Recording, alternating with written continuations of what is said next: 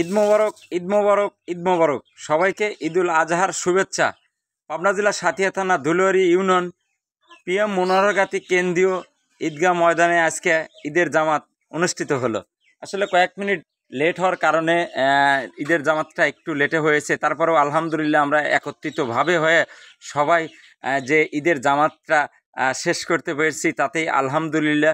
সবার জন্য দোয়া করবেন, সবাই যেন আল্লাহ সবাইকে নেক হায়াত দান করুক। এভাবেই যেন বাংলাদেশের প্রতিটি ধর্মীয় এবং ঈদগাহ ময়দানে সবার ঈদটাই যেন আল্লাহ কবুল করে এবং সবাই কোরবানি দিবে ইনশাল্লাহ। সবার কোরবানিটা যেন আল্লাহ কবুল করে। তো আমরা আজকের ভিডিওটা করার উদ্দেশ্য হলো ঈদের জামাত সরাসরি ভিডিওর মাধ্যমে দেখানোর কথা। তো আমি ভিডিও করেই আসলে এই মুহূর্তে ভিডিওটা দেখাচ্ছি। সব প্রিয় মানুষগুলি যখন ঈদের জামাতে সারিবদ্ধতা হয়ে একত্রিতবদ্ধতা হয়ে কিন্তু সবাই আমরা এই জামাত আদায় করি। তো দর্শক, এভাবেই কিন্তু সব কিছু ভিডিওর মাধ্যমে দেখানোর চেষ্টা করছি। প্রিয় মুখগুলি কিন্তু আজকের এভাবেই কিন্তু ঈদের জামাত আমরা এভাবেই কিন্তু আদায় করে থাকি। তারপরও কিন্তু প্রিয় মুখগুলি দেখেন, চেনা মুখগুলি কিন্তু আজকের ভিডিওর মাধ্যমে কিন্তু আমি তুলে ধরছি। আসলে মুসলমানদের সবচেয়ে বড় উৎসব তিনটা।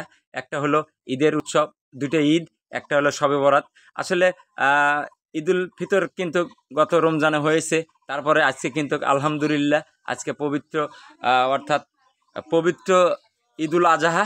তো ঈদুল আজহা উপলক্ষে কিন্তু আজকের ভিডিওটা ধারণ করা। সোনালী টিভি সব সময় সব কিছু আপডেট নিয়ে আসে। তো আজকের ভিডিও কিন্তু প্রিয় মানুষগুলির সাথে একত্রিতভাবে ঈদ করা, একটা আনন্দ, একটা উল্লাস মধ্য দিয়ে কিন্তু ঈদের জামাতটা শেষ করতে পেরেছি। তো দর্শক, আজকে কিন্তু ভিডিওর মাধ্যমে সব সময় এভাবেই দেখানোর চেষ্টা করি।